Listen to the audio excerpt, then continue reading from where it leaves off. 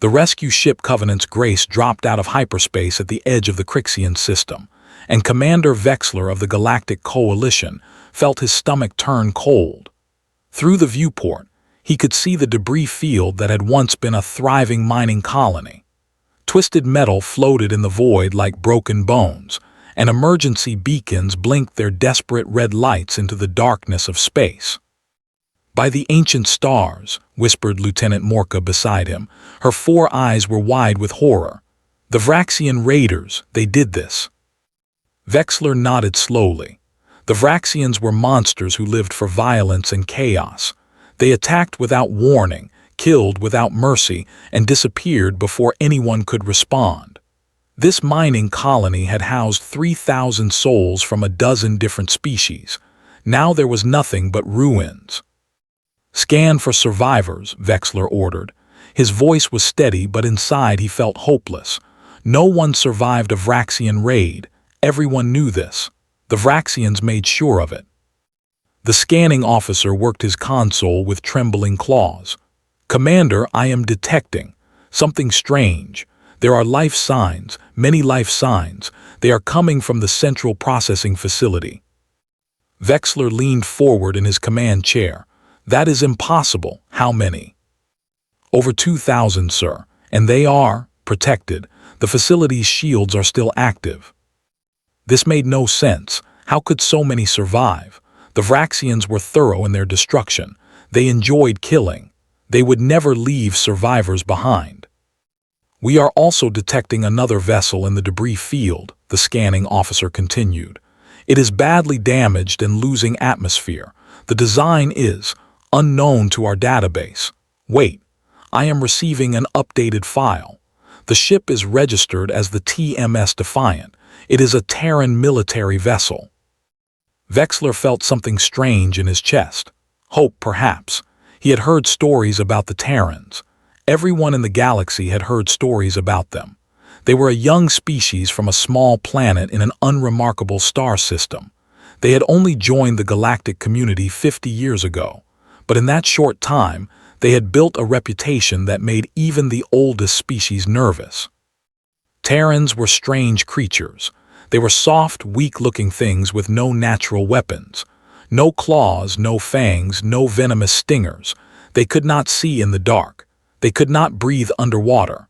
They died easily from wounds that other species would simply walk off. But they refused to stay dead. They refused to accept defeat. And they had a saying that Vexler had never truly understood until this moment. "No one gets left behind." "Open a channel to the Terran ship," Vexler commanded. Static filled the bridge for a moment, then a voice came through. It was rough and tired, but there was iron beneath the exhaustion. "This is Sergeant Major Elena Rodriguez of the Terran Marine Corps, commanding the TMS Defiant. Identify yourself." "I am Commander Vexler of the Coalition rescue ship Covenant's Grace. We received distress signals from this system. Sergeant Major, can you explain what happened here?" There was a pause. When the Terran spoke again, there was something in her voice that Vexler could not identify. Pride, perhaps, or maybe just stubborn satisfaction. "We got here first, Commander. The Vraxians were still conducting their raid when we arrived. We engaged them." Morka made a choking sound. "You engaged them, a single vessel against a Vraxian raiding fleet." "We had a job to do, Lieutenant." The Terran's voice was matter-of-fact. "There were civilians on that station. Men, women, children. The Vraxians were killing them. We could not allow that to continue." Vexler's scales rippled with confusion. "But why? This was not your colony. These were not your people. The Vraxians had overwhelming force.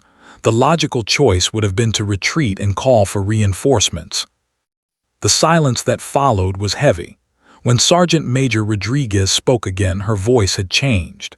It was harder now, cold like the void of space.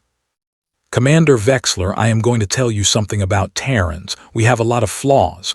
We fight among ourselves too much. We hold grudges. We make stupid decisions. But there is one thing we do not do. We do not leave people behind. Not our people. Not any people. When someone needs help and we can provide it, we provide it. That is not negotiable. Vexler tried to understand this logic. It seemed wasteful, inefficient. Why would a species risk its own members to save strangers? What possible benefit could there be? How many of your crew survived? He asked. Another pause. We started with 147 Marines and crew. We currently have 73 still breathing. 31 of those are wounded, some critically. We need medical assistance immediately. 74 dead. More than half the crew gone. And the Terran did not sound broken or defeated. She sounded like someone who had done her job and was ready to do it again if necessary. We are sending shuttles now, Vexler said. We will also evacuate the survivors from the station. Thank you, Commander, and Sir. When you write your report about this, make sure you include the names of my Marines who died here. They deserve to be remembered, every single one of them. The channel closed, and Vexler sat in stunned silence. Morka approached him carefully. Commander, what are your orders? Vexler stood slowly. His legs felt weak, which was strange because he had not been in any danger, but something had shifted inside him, something important. Launch all shuttles, begin evacuation immediately, and contact Coalition Command. Tell them, he paused, searching for the right words. Tell them that the Terrans have changed everything. Tell them that we need to pay attention to these creatures, because I think we have been underestimating them badly. The rescue operation took many hours. Vexler watched as shuttle after shuttle carried survivors from the damaged station to his ship. He saw species that were ancient enemies sitting together without conflict. He saw children clinging to parents, and parents weeping with relief. 2,147 beings lived because one small Terran ship had refused to follow logic. When the medical teams brought the wounded Terrans aboard, Vexler went to meet them personally. He had never seen Terrans up close before. They were smaller than he expected, and somehow both more fragile and more terrifying than the stories suggested. Sergeant Major Rodriguez was among the wounded. She had burns covering half her face, and her left arm was gone below the elbow. The medical team was trying to sedate her for treatment, but she was refusing, insisting on staying awake until all her Marines were accounted for. Vexler approached her carefully. Sergeant Major, all of your surviving crew have been recovered. Please allow the medical team to help you. Rodriguez looked at him with eyes that had seen too much death, but there was no surrender in them, no defeat. Thank you, Commander. That's all I needed to hear. She finally lay back and let the medics work, but before the sedatives pulled her under, she grabbed Vexler's arm with her remaining hand. Her grip was surprisingly strong. Commander, the Vraxians, did any of them escape? Vexler checked the data on his tablet. Our scans indicate that one Vraxian vessel managed to jump to hyperspace before being destroyed. The rest were eliminated. Rodriguez smiled. It was not a pleasant expression. Good. They'll tell their friends what happened here. They'll tell them what happens when they mess with people under Terran protection. Maybe next time they'll think twice. Then she was unconscious, and Vexler was left holding more questions than answers. He looked at the other wounded Terrans being carried past. Some were missing limbs. Some had burns that covered most of their bodies. Some were barely alive at all. But every single one of them had the same look in their eyes. The look of people who had done what needed to be done, regardless of the cost. Vexler had studied military history. He knew about sacrifice and courage, but this was something different. This was not just bravery. This was a fundamental refusal to accept that some lives were worth less than others. It was a madness, perhaps, a beautiful, terrible madness.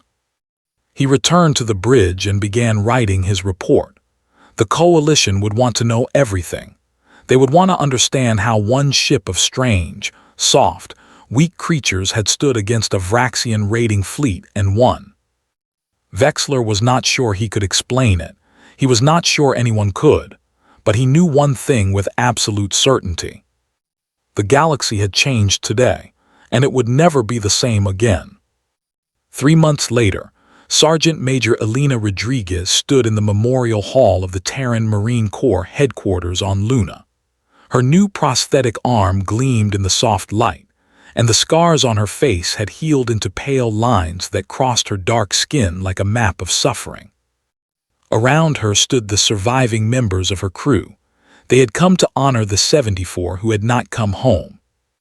The walls of the hall were covered with names. So many names. Every Terran Marine who had ever fallen in service was remembered here. The tradition went back centuries, to a time when Terrans had not yet reached the stars, when they had still been fighting among themselves on their little blue planet. Some things changed, some things did not. "They're adding the names today," said Corporal James Chen. He was the youngest survivor, barely 20 years old. He had lost both legs in the battle, but he stood straight and proud on his new prosthetics. "I was thinking, maybe we should say something, to remember them properly." Rodriguez nodded. "You're right, we should." She stepped forward and looked at the list of names being carefully etched into the wall. 74 names, 74 lives, 74 families who would never be whole again. "Private First Class Marcus Williams," she began. He was 22 years old. He liked to play guitar, and he made the worst coffee in the entire fleet. He died holding a door so that civilians could escape. He held it for 4 minutes against a Vraxian boarding team. 4 minutes. Do you know how long that is when someone is trying to kill you? The survivors were silent, but tears were falling. Rodriguez continued. "Lieutenant Commander Sarah Kim. She was our chief engineer. She was 53 years old and had been in the Corps for 30 years. She could fix anything, anything at all. She died keeping our engines running when every system on the ship was failing. She gave us the power we needed to keep fighting. She knew the reactor was going critical. She stayed anyway." Name by name, Rodriguez went through the list. She remembered every single one of them. Their faces, their voices, their little habits and big dreams. Some had been with her for years, some she had only known for weeks. It did not matter. They were all her Marines. When she reached the end of the list, her voice was hoarse and her eyes were red. But she had not broken. She would not break. Breaking would dishonor their sacrifice. "They gave everything," she said finally. "Everything they had and everything they would ever have. For strangers, for people they had never met and would never know. That is what it means to be a Terran Marine. That is what it means to say that no one gets left behind." She turned to face her surviving crew. "We're going back out there. As soon as we're cleared for duty, we're getting a new ship and we're going back. Because there are still people out there who need protecting. There are still Vraxians who think they can attack the helpless without consequences. And there are still Marines who need to show the galaxy what humanity is made of." Corporal Chen straightened even more. "Hoorah, Sergeant Major." The response echoed through the memorial hall. "Hoorah." Rodriguez allowed herself a small smile. They were wounded. They were grieving, but they were not broken. They were Terran Marines, and they had work to do. Far away, on the bridge of a Vraxian warship, War Leader Krex studied the report from the survivor of the mining colony raid. His claws tapped against his command throne as he read, and the sound made his crew nervous. "This is truth," Krex demanded. "One small vessel destroyed our entire raiding fleet." The survivor, a low-ranking warrior named Thex, trembled but held his ground. "Yes, War Leader, I saw it with my own eyes. The Terran ship was outnumbered 10 to 1. They should have died in the first minutes, but they did not die. They kept fighting. They would not stop." Krex leaned forward. "Describe them, these Terrans." "They are small, War Leader, soft skin, no natural armor, they break easily." Thex paused and something like fear crossed his face. "But they do not care. They do not stop when they are wounded. They do not retreat when they should. They fight like they do not understand that they are supposed to lose." "That is madness." "Yes, War Leader, it is. but it is a madness that killed 800 of our warriors." Krex was silent for a long moment. The Vraxians had ruled the dark spaces of the galaxy for thousands of years. They raided and killed and took what they wanted, and no one stopped them because no one could. The coalition was too weak. The other species were too afraid. But these Terrans, these soft, weak, mad little creatures. "What did they say?" Krex asked. "When they fought, did they say anything?" Thex nodded slowly. "They said many things, war leader. They screamed battle cries in their language, but there was one phrase they used more than any other. When one of them fell, the others would shout it. When they attacked, they shouted it. When they defended the evacuation shuttles, they shouted it until their voices broke." "What phrase?" "No one left behind." Thex's voice was barely a whisper. "They said it over and over. No one left behind. No one left behind, I think. I think they meant it as a promise, not just to each other but to the beings they were protecting." Krex sat back in his throne. He had never felt fear before, not truly. But something cold was spreading through his chest now, something that might be the beginning of it. The Vraxians had built their empire on the certainty that most species valued their own lives above all else. When the killing started, people ran. They abandoned their friends and families. They saved themselves. That was simply the nature of intelligent life. But the Terrans were different. They did not run. They did not abandon anyone. They stayed and fought and died not for themselves but for others. That was dangerous. That was very, very dangerous. "Send word to all war leaders," Krex commanded. "The Terrans are not to be engaged unless absolutely necessary. They are unpredictable. We need more information before we move against them." Thex bowed. "Yes, war leader, but what if they come after us?" Krex did not answer. He did not have an answer, because for the first time in his long life he was facing an enemy he did not understand, and that was the most terrifying thing of all. The galaxy was changing. The Vraxians could feel it in their bones. The age of easy prey and simple violence was ending. The age of the Terrans had begun. On the Coalition homeworld in the Great Council chamber, representatives from 100 species gathered to discuss the incident at the Crixian mining colony. The room was filled with beings of every shape and size, from tiny insectoid Klaxi to massive crystalline geolithians. They came from every corner of the galaxy, united by a common purpose. Well, supposedly united. In truth, the Coalition had always been a loose alliance at best. Species cooperated when it benefited them and fought when it did not. The Vraxian threat had pushed them together, but not enough to actually do anything about it. Until now. Supreme Chancellor Vortax, an ancient being of pure energy who had led the Coalition for 3 centuries, called the Assembly to order. "We are here to discuss recent events," Vortax announced. "Specifically, the actions of the Terran Marine Corps at the Crixian mining colony. Commander Vexler, please present your report." Vexler stepped forward nervously. He was not accustomed to addressing such an important gathering, but he had been there. He had seen what happened. The council needed to understand. "Honored representatives," he began. 3 months ago, I led a rescue mission to the Crixian colony after receiving distress signals. When we arrived, we expected to find nothing but death. The Vraxians are thorough in their destruction. They leave no survivors." The chamber was silent. Everyone knew about the Vraxians. Everyone had lost someone to them. "But we found something unexpected," Vexler continued. "We found over 2,000 survivors, protected by the shields of the Central Processing Facility. And we found a single Terran military vessel, the TMS Defiant, holding position in the debris field." He paused to let the information sink in.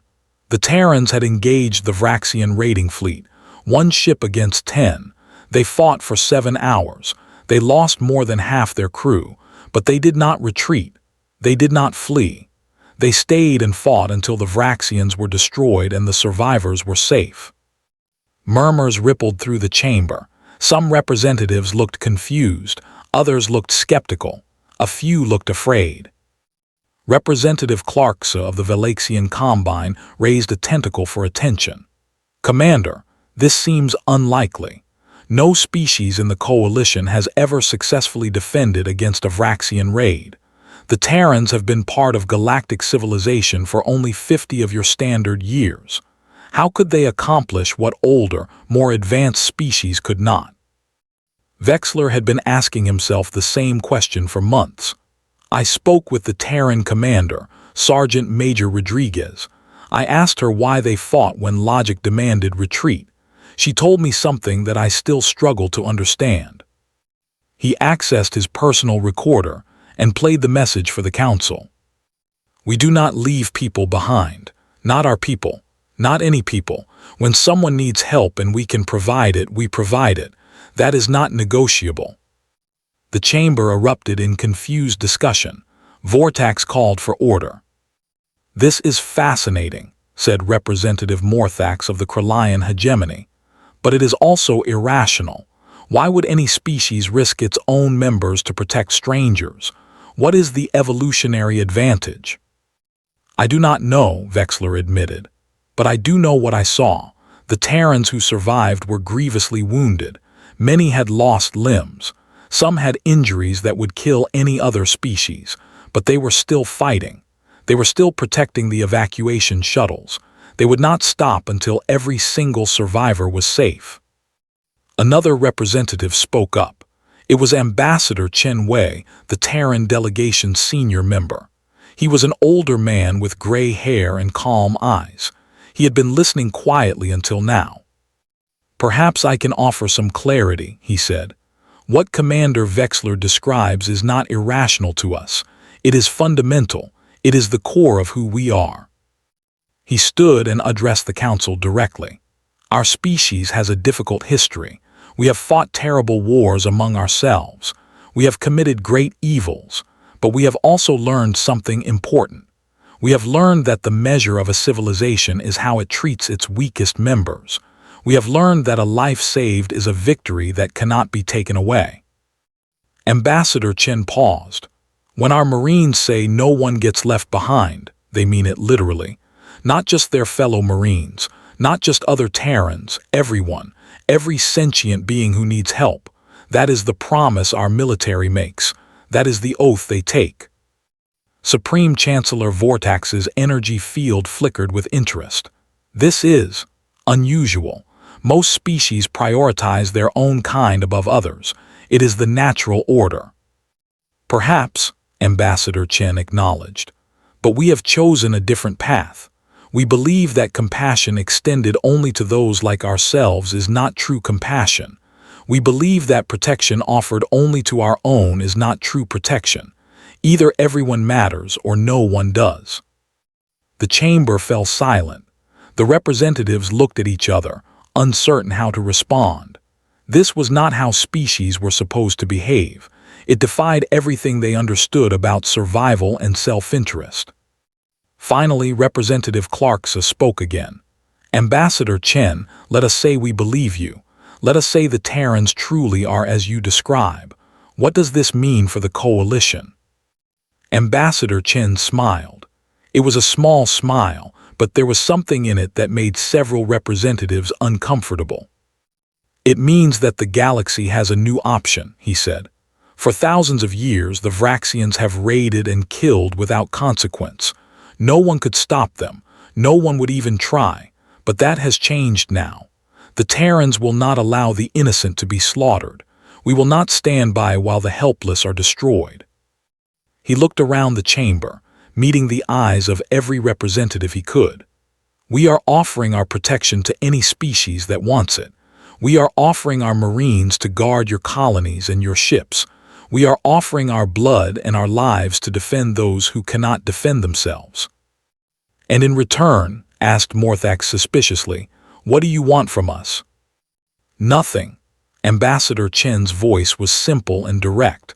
"We do not do this for payment or advantage.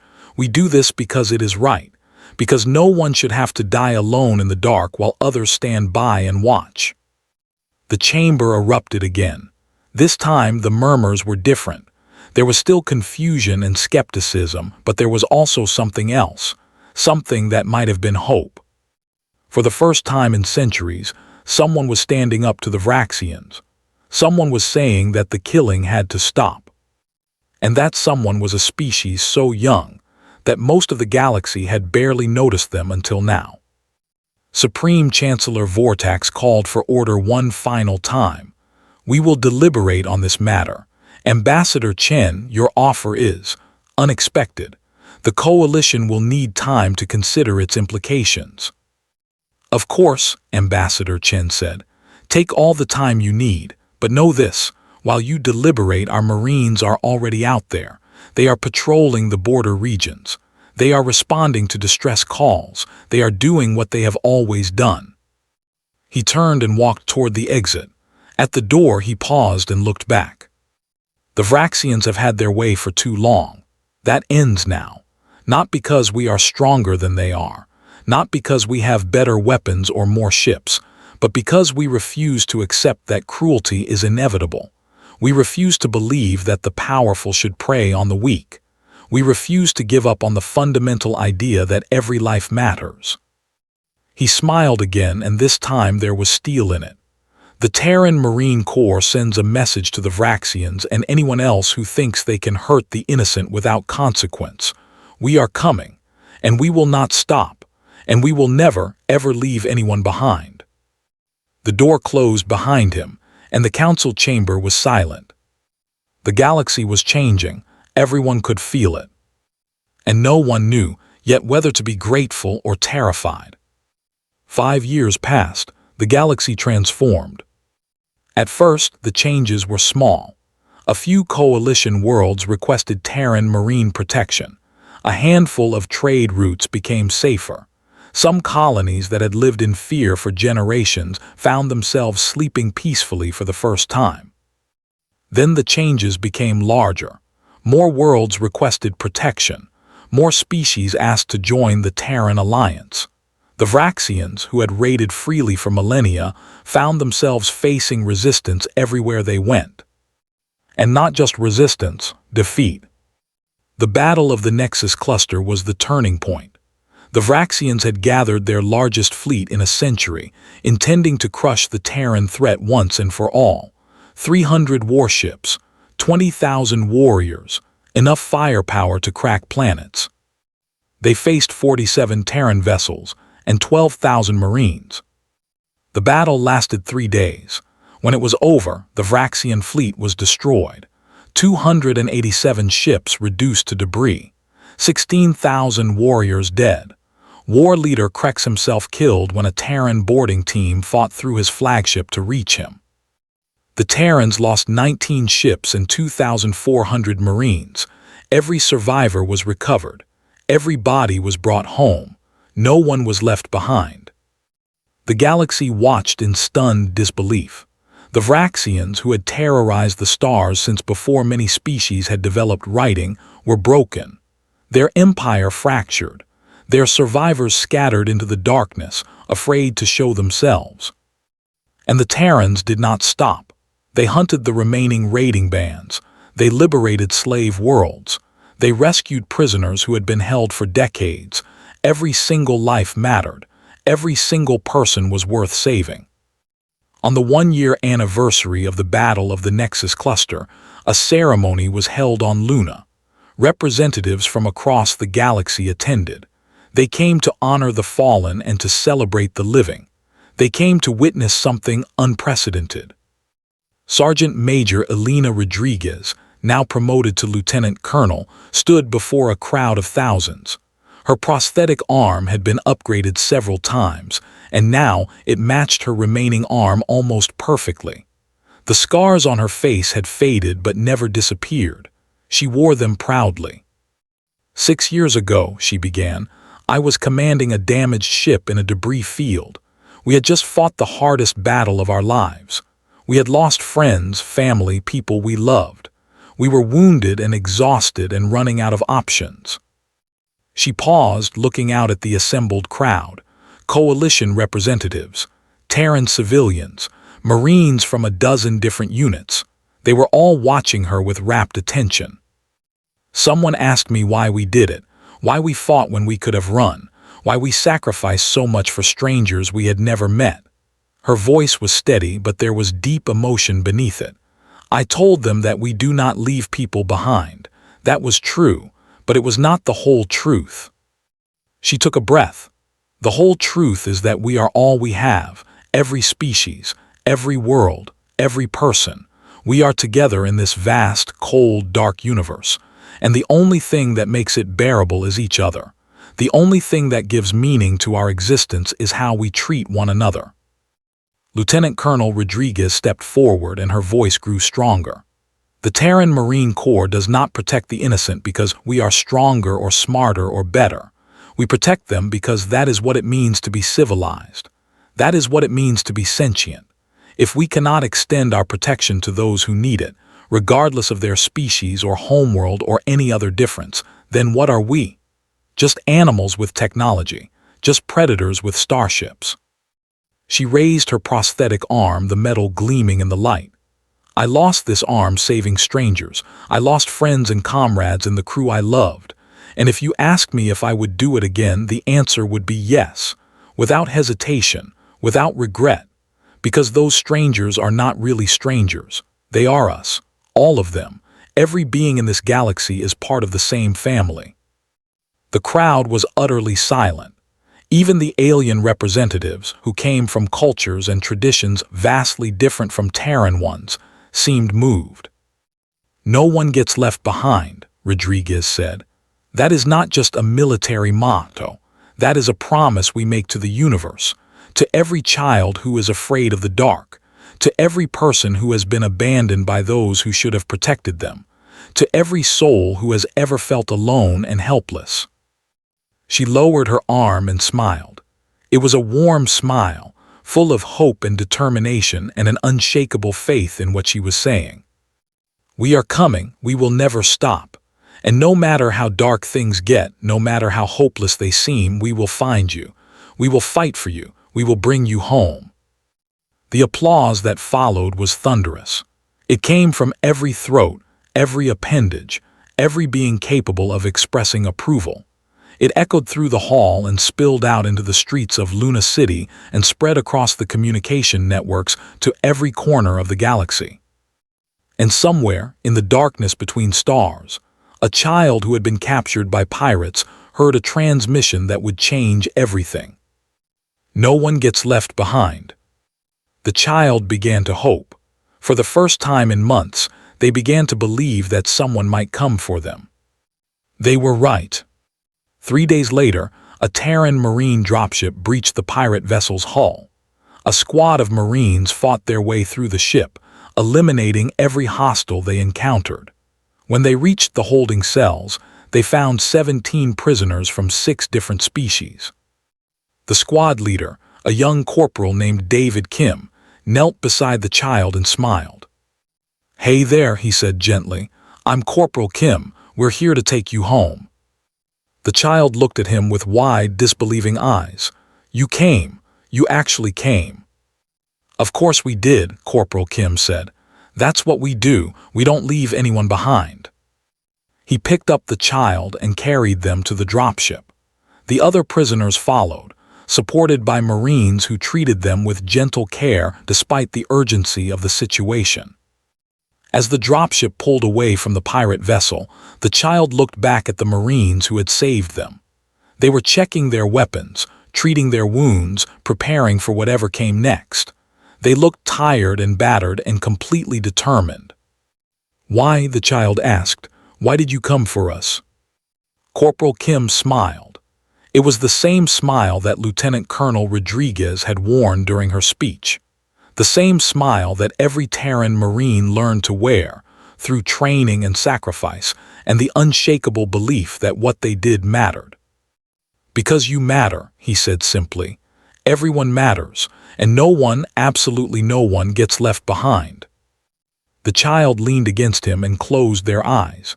For the first time in months, they felt safe. That was what the Terran Marines gave to the galaxy, not just protection, not just victory over the Vraxians, something more precious than either of those things. Hope. The hope that no matter how dark things got, someone would come, someone would care, someone would fight for them. No one gets left behind. The Terrans meant it literally. And the galaxy was forever changed because of it.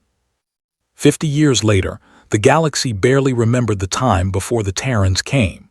The Vraxian Empire was a historical footnote, studied in schools as an example of how tyranny eventually fell. The coalition had transformed into something stronger and more unified, bound together by shared values rather than just shared threats. And on every world, in every language, one phrase had become universal. No one gets left behind. It was carved into monuments. It was taught to children. It was the first thing diplomats said when meeting new species. It had become the foundational principle of galactic civilization. And in a quiet cemetery on Luna, where the names of fallen Marines stretched across walls that seemed to go on forever, a very old woman sat in the garden and watched the sunset. Elena Rodriguez had lived a full life. She had commanded ships and trained Marines and witnessed the transformation of the galaxy. She had been honored and celebrated and remembered for things she had done 60 years ago. But she did not think about the honors or the celebrations. She thought about the names on the walls, the friends she had lost, the sacrifices that had made everything possible. "You would be proud," she said quietly, "all of you. The galaxy is different now, better, safer, because of what you did, because of who you were." A young Marine approached and sat beside her. He was barely 18, fresh from training, full of idealism and energy. He reminded Elena of herself long ago. "Lieutenant Colonel Rodriguez," he said respectfully. "I mean General Rodriguez, ma'am." "Elena is fine," she said. "I haven't been a general for 20 years. "Yes, ma'am, I mean Elena." He paused, gathering his courage. "I wanted to ask you something, if that's okay." "Go ahead." "The stories they tell about you, about the Battle of Crixian Colony, about everything that came after." He hesitated. "Were you ever afraid? Did you ever think about giving up?" Elena smiled. It was an old smile now, worn and weathered but still warm. "Every day," she admitted. "Every single day. Fear is natural, it keeps you alive. But fear is not the same as surrender. You can be afraid and still do what needs to be done." She turned to look at him directly. "Listen to me carefully, because this is the most important thing I can tell you. The galaxy did not change because Terrans are special or stronger or braver than anyone else. It changed because we refused to accept that cruelty was normal. We refused to believe that the suffering of strangers was not our concern. We made a choice. Every day, every mission, every battle, we chose to care." The young Marine nodded slowly. "No one gets left behind." "No one gets left behind," Elena agreed. "Not a motto, not a slogan, a promise. A sacred promise that every Marine makes, knowing that other Marines are making the same promise for them. That is the secret. That is the power that changed the galaxy. Not weapons or ships or technology, just the simple, stubborn refusal to give up on each other." She looked back at the sunset. The sky was turning orange and pink and gold, and the first stars were appearing. "I will be joining my friends soon," she said softly. "My name will go on those walls with theirs, and that is exactly as it should be. We were a team. We were a family, and we will be together again." The young Marine was quiet for a moment. Then he stood and saluted. "It has been an honor, ma'am." Elena returned the salute with her prosthetic arm. "The honor is mine. Now go. The galaxy needs protecting, and you have promises to keep." He nodded and walked away. Elena watched him go, seeing in his straight back and determined stride all the generations of Marines who would come after, all the lives that would be saved, all the hope that would be given to those who had none. No one gets left behind. She had first heard those words nearly 80 years ago, when she was a young recruit learning what it meant to be a Marine. She had said them countless times since. They had become the foundation of her life, the core of everything she believed. And now, as the stars came out and the garden grew quiet, she said them one more time. No one gets left behind. She closed her eyes and smiled. The galaxy was safe. The promise had been kept. And somewhere out there, Marines were still standing watch, still protecting the innocent, still refusing to give up on anyone. That was enough. That was everything. No one gets left behind. The Terran Marines had always meant it literally. And they always would.